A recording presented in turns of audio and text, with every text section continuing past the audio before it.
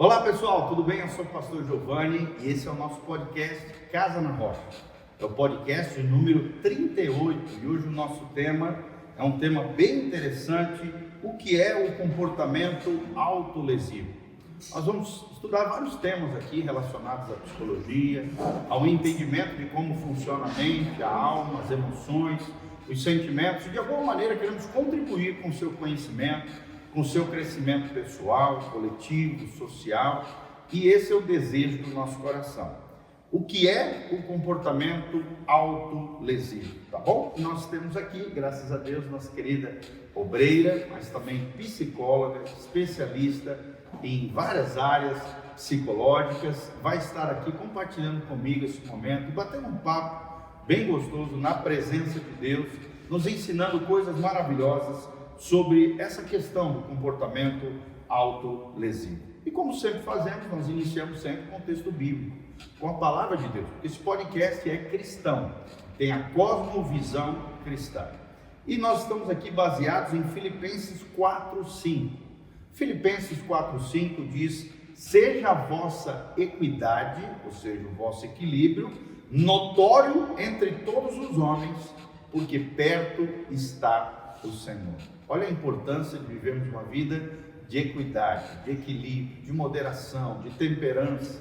Versículo 6 diz: não estejais inquietos por coisa alguma, antes as vossas petições, que são as orações, sejam em tudo conhecidas diante de Deus, pela oração, pela súplica, com ações de graças.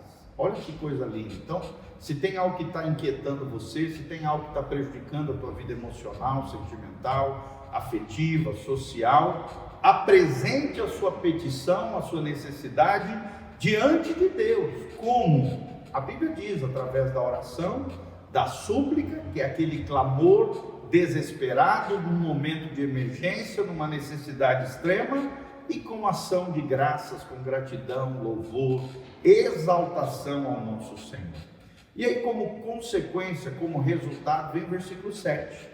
Filipenses 4:7 diz: e a paz de Deus, que excede todo entendimento, guardará os vossos corações e os vossos pensamentos em Cristo Jesus. Não há nada melhor do que a paz de Deus, a paz que excede todo entendimento.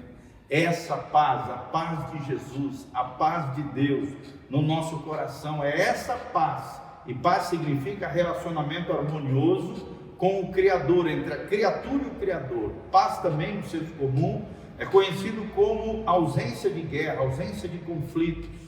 Mas em Deus é isso, essa paz sobrenatural, essa paz que vem de Deus, essa paz que tira toda a culpa, todo desequilíbrio, toda falta de temperança.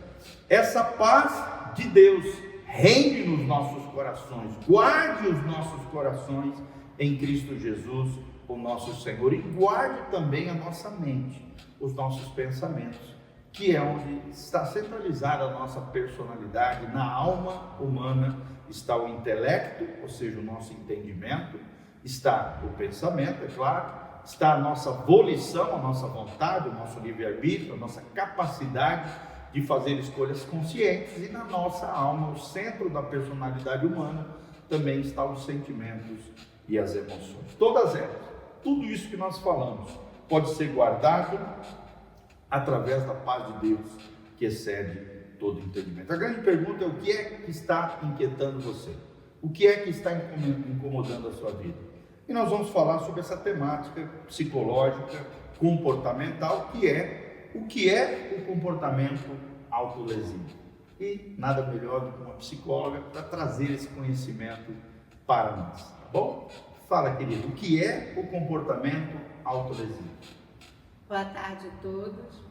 É um prazer novamente estar aqui para juntos trazermos informações que eu considero de extrema importância para os pais, para as pessoas que estão nos assistindo. E eu lembro, vou já responder essa pergunta, a primeira vez que eu entrei em contato com uma situação de comportamento autolesivo, né, foi numa escola, quando eu estava na formação na academia, na universidade, eu fazia parte de um projeto de extensão da universidade, era um projeto da minha professora, que era a minha instrutora na clínica, no estágio de clínica. Sim. Então, ela me chamou para fazer parte desse projeto dela, que era um projeto de escuta psicológica para crianças e adolescentes na escola. O projeto tinha como objetivo justamente ouvir essas crianças dentro do espaço escolar e, através da escuta psicológica, já detectar, né, psicopatologias em curso dentro do ambiente escolar. Certo. Então, O que são as psicopatologias? Para quem não sabe o que é. São adoecimentos mentais, doenças da mente, né, no caso, que mente também é alma, né? Sim, claro. Na psicologia. Psique é alma. Sim. Né? Então, as psico é de psique, né? Patologia é adoecimento, patos, né? E logia é estudo. Então, é o estudo do adoecimento mental. Certo. Né? Então, dentro do estudo do adoecimento mental, nós temos muitas psicopatologias e, assim, uma comum, depressão, transtorno de ansiedade, transtorno de pânico, são psicopatologias. Certo. Então, nesse espaço, eu lembro bem que a psicopedagoga da escola, porque eu ia 2 vezes na semana na escola, ficava a manhã toda para fazer escuta de alguma emergência que surgisse na escola. Claro. E eu lembro que foi um desespero para todo mundo, porque nunca tinha acontecido um fato desse. Uma das pessoas que limpava a escola foi limpar o banheiro e encontrou um adolescente se cortando com gilete, né, dentro do banheiro. Então foi um pânico. Imagina. Foi um pânico geral na escola, ninguém sabia o que fazer. As pessoas né? não estão acostumadas. Não, nunca tinha acontecido, nunca tinham visto, né? Sim. E aí... Seria uma espécie de automutilação. Assim, a autolesão é justamente isso, né? É quando a criança ou o adolescente, ele volta a agressão para ela. Para si mesmo. Para si mesmo, né? São cortes que eles fazem, né? Geralmente no braço ou na perna, certo. né? E essa agressividade, né? Ela se volta para ele, porque a agressividade pode se voltar para o outro, né? E pode se voltar para a própria pessoa. Então, aqui eles chamam de auto, né? Que é contra si mesmo, autolesão, lesão a si mesmo. Né? Então, dentro da vivência de patologias, né? Nós temos três níveis, né? A primeira é a autolesão sem intenção suicida. A segunda é a autolesão com intenção suicida. E a terceira é a autolesão proveniente de outros transtornos, de outros adoecimentos. Por exemplo, a criança que tem autismo, ela não necessariamente se corta, mas ela se bate, ela bate a cabeça na parede, né? Mas em função do transtorno. Se machuca. Sim, e aí a proveniência pode ser desses três aspectos. Por isso os pais, né, de crianças autistas precisam ficar atentas com relação a esses comportamentos agressivos. Sim, de autolesão, né? Quais os métodos mais utilizados por crianças e adolescentes que são característicos de comportamento autolesivo? O mais comum é o corte, que é geralmente feito com gilete. Gilete é o instrumento mais utilizado. Ou é o instrumento mais utilizado, mas pode ser um outro instrumento que corte também. Qual outro que é comum? Faca? O comum mesmo é a gilete. Mas aí pode ser que ele encontre um outro objeto, o estilete. Qualquer coisa que corte, ele pode utilizar, mas o mais comum é gilete.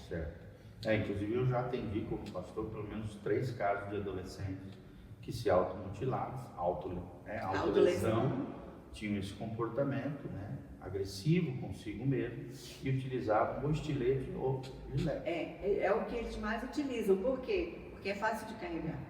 Isso. E esconde. E tem outro também, tem crianças, isso é mais notório em criança, se morder, Se morder.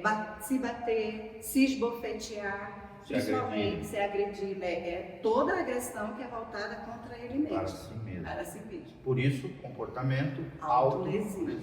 Isso. Quais são os sinais, né, para os papais aqui, mamães, hoje muito comum na adolescência ou na fase infantil, quais são os sinais que evidenciam o comportamento autolesivo? Para que os pais possam perceber, possam ajudar, possam procurar ajuda dos profissionais da área específica nesse sentido. Sim. Quando os pais perceberem, principalmente mudanças de comportamento, que são aquelas crianças que são alegres, né, são ali, interagem, e de repente essa criança muda, ela fica mais ali introspectiva, mais no cantinho dela, mais isolada, os pais já devem ficar atentos que algo de errado tem aí. Certo. Né? Então eles têm que estar atentos a essas mudanças de comportamento, mudanças de humor, a variação, a oscilação do humor da criança. É muito comum então essa oscilação? Sim, é muito comum porque o comportamento autolesivo ele está ligado às questões emocionais e psicológicas, mas também podem estar ligadas a transtornos como depressão, bipolaridade, transtorno de ansiedade, toda essa questão do aspecto mental da criança e do adolescente. O que é muito normal na adolescência, um turbilhão de hormônios, um turbilhão de emoções. E por isso que os pais têm dificuldades De perceber. Por quê? O adolescente ele está em fase de transição, Sim. né? Então, ou seja, a fase de transição ele está deixando de ser criança para ele está caminhando para a fase adulta. Mas ele ainda não deixou de ser totalmente criança e não é totalmente adulto. Certo. A fase de transição, ela é uma fase de grandes mudanças. Certo. Na área fisiológica, que é essa questão da explosão hormonal, a testosterona no menino, né? E na menina, a progesterona, estrógenos. Aí vem a questão da menstruação. Então, ou seja, está havendo uma série de mudanças no fisiológico, no físico e no aspecto mental. A criança está em desenvolvimento, então a fase de transição ela tem muitas mudanças e a criança não está preparada para aquilo. Às vezes não sabe processar essas não mudanças. sabe lidar. São naturais da idade. São naturais, então, e aí a criança, o adolescente, né, ele não está acostumado com essas mudanças, então ele tem alterações no comportamento dele. E é por isso que às vezes os pais não conseguem identificar, porque dizem, é coisa da adolescência. Sim. Só que a autolesão não é coisa da adolescência simplesmente, né? Entendi. Tá? O que está por detrás então? Qual é a raiz? O que está por detrás do comportamento autolesivo? O que eu percebi dos casos que eu atendi, Sim. As crianças e adolescentes que se cortam, a criança, a gente vai perceber mais o comportamento autolesivo porque é menos, a gente pode dizer assim, é menos intenso em relação da questão do corte. Certo. Mas, por exemplo, a criança a gente consegue perceber mais. Certo. Por quê? Porque a criança não está preocupada em esconder o que ela sente. Certo. Né? Ela só não sabe dizer, né? E todo comportamento autolesivo, na verdade, a criança e o adolescente está comunicando o quê? Uma dor emocional. Ou seja, existe uma mensagem por detrás daquele comportamento. Exatamente. Um clamor na sua alma. Ele está clamando, na verdade. Ele se corta, na verdade, como dizendo para as pessoas que estão ao redor dele que ele está precisando de ajuda. Então, existe sofrimento psíquico muito grave, certo. Uma angústia emocional muito intensa, certo. E que ele não sabe lidar com essa angústia. Certo. E é justamente porque ele não sabe lidar com essa angústia, né? E ele não sabe lidar com essa dor emocional, ele procura justamente no corte, né, aliviar essa tensão emocional. A sua dor. Então ele direciona para o corte, por quê? Porque no momento que ele está se cortando, ele tira o foco da angústia, da dor, daquilo que está incomodando, que está angustiando no aspecto mental, e ele direciona a atenção dele para a dor física. Né? Então é uma anestesia, é como se ele ficasse anestesiado. Nesse momento ele meio que esquece aquela angústia. Então ele direciona, né? E interessante que esse caso que eu falei no começo, que eu atendi na escola, ainda antes de ser psicóloga, algo me chamou a atenção na fala daquele menino quando ele veio para a escuta, né? Ele disse assim: eu me corto e eu já não sinto dor. Ou seja, havia uma indiferença. Não, a dor dele no aspecto mental era tão grande, não tinha como mensurar essa dor, que nem no físico, nem se cortando, nem sangrando, aquilo tinha um resultado para ele. Um efeito psíquico para ele. Entende? Léa, outra perguntinha importante: quais os outros tipos de comportamento são inerentes ao comportamento autolesivo e que também podem motivá-lo? Tá. Existem outros comportamentos. Certo. Tá? Quais são eles?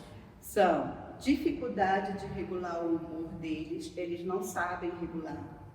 Na verdade, às vezes não é um adulto, né? Quanto mais uma criança, né, que não tem ainda domínio, né, das emoções, que não se autorregula ainda.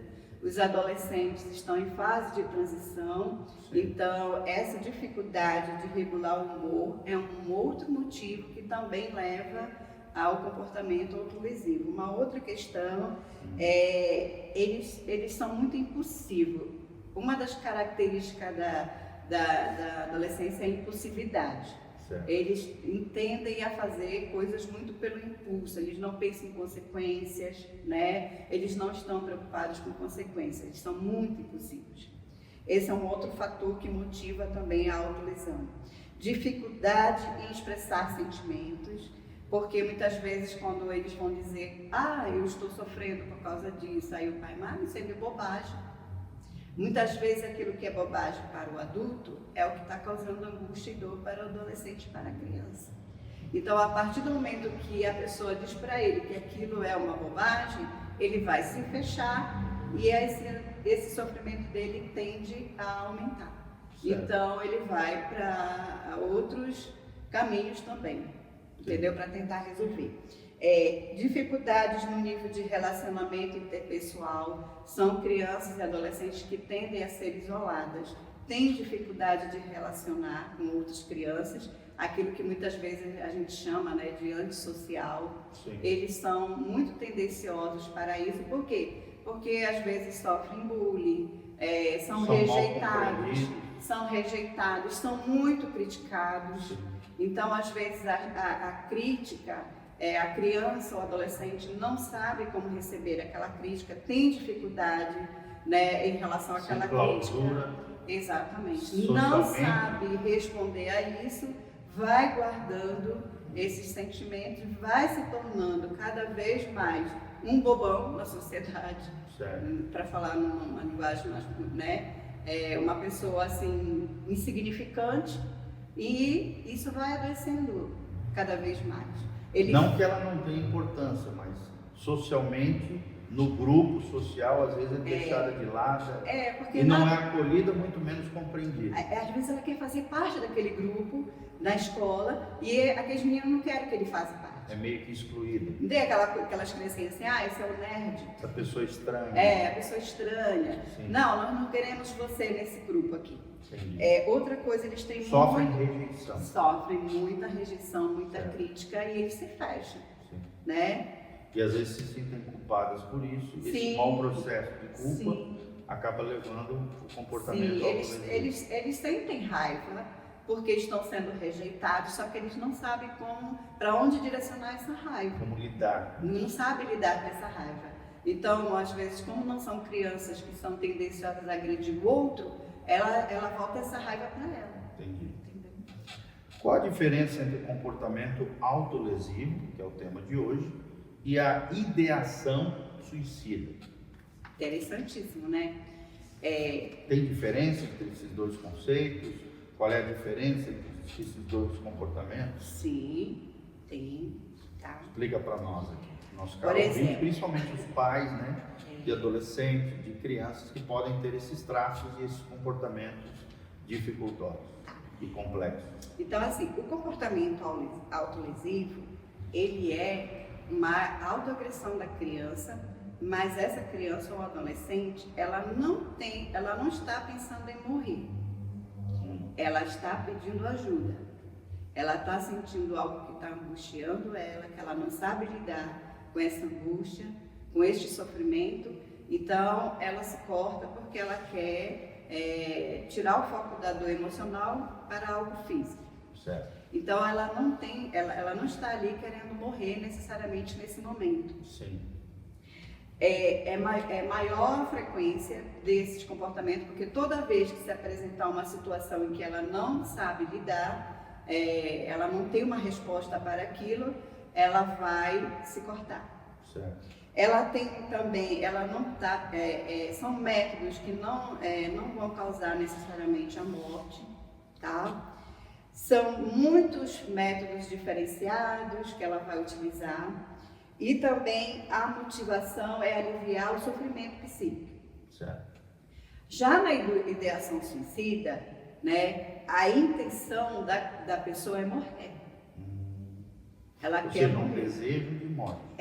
De Ou- tirar a própria vida. ela já quer morrer. E aí a frequência é menor, porque dependendo da ideação, do planejamento que ela fizer, na hora que ela fizer a tentativa pode ser única, Fatal. pode ser fatal. Então a gravidade na ideação suicida é muito maior, são menos métodos, as pessoas tendem a pesquisar, os meninos, os homens, eles tendem a procurar formas drásticas, violenta, como enforcamento, se atirar do prédio, se atirar na frente de um carro. Sim. As meninas tendem a procurar métodos menos assim intensos, né? Medicamentos, Cortar o pulso. Cortar o pulso, coisas assim que elas não vão sofrer tanto, Entendi. tá? E a pessoa que tem ideação suicida é de outro nível. A Certo. dor é existencial. É uma questão É uma de angústia. questão de crise existencial. Para elas, viver é insuportável, é doloroso. Então, nesse sentido, a morte é a única saída. Entendeu? Certo. E quais são os sinais assim, para os nossos caros papais aqui, que talvez, né, estejam percebendo coisas estranhas nos seus filhos, que podem ter relação ou com o comportamento ou com a ideação suicida? Quais são os sinais dessa ideação suicida? A ideação suicida, ela a gente pode perceber alguns sinais assim. Geralmente quem, digamos assim, vai idealizar um suicídio são pessoas que já estão numa depressão muito grave. Entendi. Né? Por isso que é importante. Uma depressão aguda. Crônica. Gravíssima, crônica e assim, quando a pessoa chega no nível da dor existencial, é um estado de vazio e que nada preenche. Teve uma vez uma situação que uma paciente, ela chegou para mim e disse: eu não aguento mais. Certo. Não tem mais saída. Então eu só vejo uma saída, me matar. E ela tinha todo um planejamento de como que isso ia acontecer. Certo. Então, nesses casos, nós como profissionais, nesse momento, a gente quebra o sigilo. Sim. E a gente tem que avisar a família. Certo. Até para eles ficarem atentos. Precisa ficar atento. Sim. Né? Porque senão isso volta para a gente como uma questão judicial muito grande. Sim, claro. Né? Vai responder ao processo judicial porque não avisou a família. Só que depois que a gente faz isso, a gente não consegue mais atender o paciente porque ele vai perder a confiança, porque a gente quebrou o sigilo. E aí o que se faz normalmente? O psicólogo caminha outro? a gente encaminha para outro psicólogo. Mas, por exemplo, como perceber, né? A criança, o adolescente já vem apresentando um quadro depressivo. Certo. É aquela pessoa que já está dentro de casa, que não sai mais para lugar nenhum, não conversa, não come, não dorme, Certo.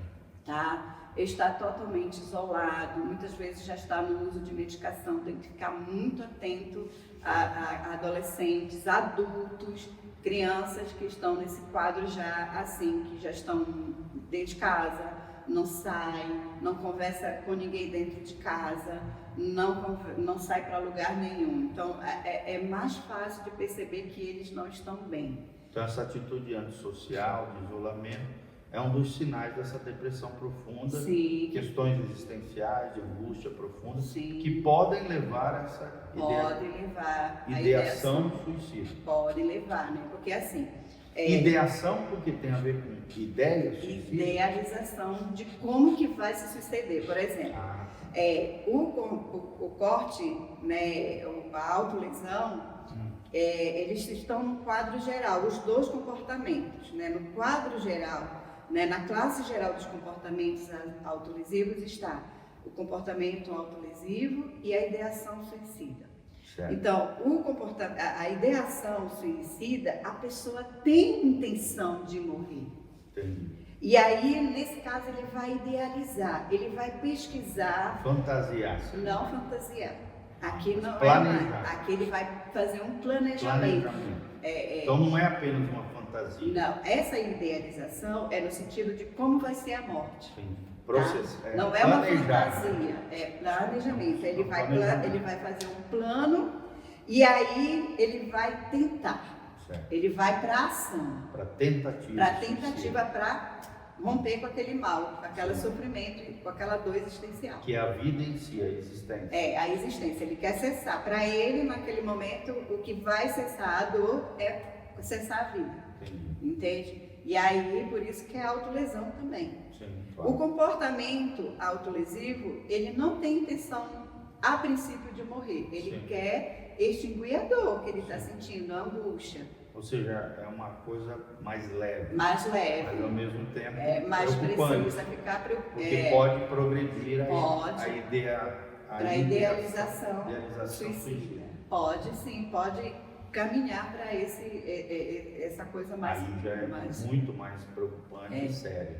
No caso, o comportamento autolesivo, a pessoa não tem intenção de morrer, tá? Ele só quer acabar com aquela angústia, aquele sofrimento. No fundo, ele está pedindo socorro, certo. Né? E aí, nesse sentido, esse pensamento, né, o comportamento autolesivo, ele pode ser leve, são cortes mais superficiais, pode ser moderado quando a criança ou o adolescente vai mais fundo na pele, e pode ser grave, que ela pode, de repente, num corte desse aqui, cortar o pulso, não com a intenção suicida, mas ela pode ser fatal também, entende? Então, é preciso estar de olho nas pais atentos. Os pais atentos, professores nas escolas, né? E já procurar ajuda, né?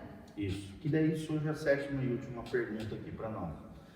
Para você, né? O que fazer para ajudar crianças e adolescentes e até adultos, que isso também, esse comportamento pode haver num ambiente de adultos que apresentam esse comportamento autolesivo. O que fazer, né? Como é que os pais, as pessoas que estão próximos, os entes queridos, os familiares, os professores, né, no ambiente escolar, ou qualquer tipo de instrutor, pessoa, né, que está lidando com esse tipo de situação, o que eles podem fazer para ajudar crianças, adolescentes ou adultos que apresentam comportamento autolesivo? Primeira coisa, observar todo e qualquer tipo de mudança no comportamento. Aquilo que a criança, o adolescente, a forma como ele está habituado a se comportar, até o adulto, há uma mudança drástica, aí já tem que ficar atento. Esse detalhe é importante, mudanças drásticas. Drásticas. Não mudanças comuns e normais, corriqueiras. Não, são comportamentos que você olha assim, não, tem algo de errado nessa pessoa, ela não é assim, ela não é isolada, ela não é calada. Então a pessoa mudou drasticamente, a pessoa já fica observando ali se não tem algo de errado. observou que está apresentando comportamento autolesivo, acolher. Certo. Acolher Acolhimento é a palavra-chave. É a palavra-chave. Não é chegar para ele, por que tu está fazendo isso, menino? Está ficando maluco? Não, né? Acolhe e dentro desse acolhimento escutar, né, a angústia dele. Não sabe o que fazer? Procura um profissional qualificado. Sim. Entendeu? Tá? Isso é muito importante. Muito importante procurar literatura para entender como é que crianças e adolescentes se comportam, né, quando estão apresentando comportamento autolesivo. Mas, assim, acima de tudo, é preciso alguém que saiba, que seja habilitado a trabalhar com esse tipo de comportamento. E quais são os profissionais habilitados para se trabalhar com isso? Psicólogos e psiquiatras. Neurologistas? Nesse caso, não. Certo. São psiquiatras porque muitas vezes essas crianças elas estão no processo depressivo grave, Sim. estão com transtorno de ansiedade. Então, muitas vezes é preciso a medicação para controlar um pouquinho o humor dessa criança, né? A alteração do humor dessa criança. O psicólogo já para fazer o trabalho terapêutico com a criança e com a família, porque certo. Quando a gente trabalha com crianças e adolescentes, a abordagem é diferente. Tem todo um sistema familiar. Tem que ter um apoio para os familiares, para os pais, instrução, porque senão, muitas vezes, uma mudança no comportamento dos pais muda totalmente o comportamento da criança. Às vezes, porque muitas vezes as crianças estão em angústia por situações dentro do lar. Certo. Né? Famílias disfuncionais, sim. Ambientes tóxicos, sim. Que acabam agravando esse estado de oscilação, sim, emocional e afetiva. Então, quando a questão está dentro da família, uma orientação, deixando claro, né, que, por exemplo, para eu poder ter um aporte, um suporte maior, eu fiz a pós-graduação em psicanálise com crianças e adolescentes, porque começaram a vir para mim muitos casos de crianças e adolescentes que tinham tanto o comportamento autolesivo quanto a ideação suicida. Nossa. Os dois comportamentos dentro do mesmo indivíduo. Certo. E aí eu disse, bom, eu preciso aprender mais sobre me ferramentar mais para poder dar suporte para essas crianças e adolescentes. E aí eu fui para a pós-graduação. Então, na pós, foi que nós aprendemos que é preciso ouvir os pais, sim. Dar suporte psicológico também para os pais. Agora a gente não fala o que é tratado no ambiente com a criança, claro. Na terapia. Por quê? Para ela poder ter liberdade, confiança de abrir, né, e conversar com a gente, contar tudo, a gente fala para ela que aquele atendimento é sigiloso. E é algo que elas meio que respiram e trazem para a terapia as angústias delas, né? E se abrem, né? E se abrem. E percebem um ambiente de confiança. A gente, por exemplo, percebe o que está acontecendo e chama os pais e orienta sem dizer o que a criança falou. Né? Então, precisa ter um profissional que tenha habilidade para isso, que tenha estudado para lidar com crianças e adolescentes nesse estado, entende? Não é qualquer pessoa. E, às vezes, uma palavra que o pai e a mãe diz piora o estado da criança. Entende? E já, querida, eu quero te agradecer, né, ao teu preparo, né, a tua capacidade de expor essa temática que é de extrema importância, né, principalmente para pais, professores, educadores, pessoas em geral que precisam desse conhecimento para poder ajudar as nossas crianças, adolescentes ou às vezes até um adulto que tem esse comportamento autolesivo. Desde já nós agradecemos por você estar conosco. Leia, uma perguntinha, se alguém quiser entrar em contato com você, para você que está nos assistindo, a Leia é nossa obreira e psicóloga que atende aqui na nossa comunidade, Igreja Casa na Rocha. Se alguém quiser entrar em contato contigo, precisar de ajuda profissional nessa área, quais são os seus telefones de contato e as suas redes sociais? Sim, eu tenho 2 Instagrams, né, certo. Que a pessoa pode entrar, mas no meu profissional, @psilealzier, lá tem um link na bio que a pessoa pode entrar lá e já entra em contato comigo direto. Direto no WhatsApp. No WhatsApp. E também pelo meu telefone, 44, que é o DDD daqui, 99954-8471. Por esse número, que também é o WhatsApp, você pode entrar em contato comigo e agendar um atendimento. Isso.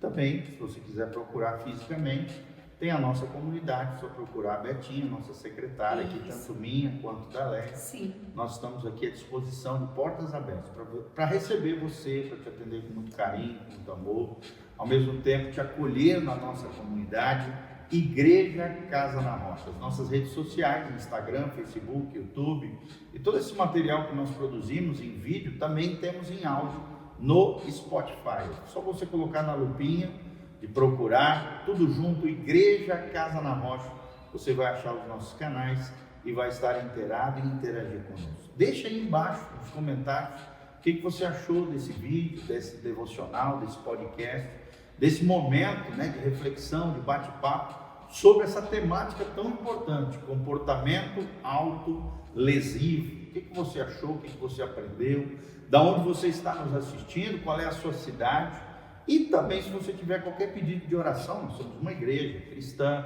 nós procuramos ajudar as pessoas, as famílias. Se você também quer receber as nossas orações, além da nossa ajuda pastoral ou então psicológica, entre em contato conosco através das nossas redes sociais, vai ser uma alegria, um prazer.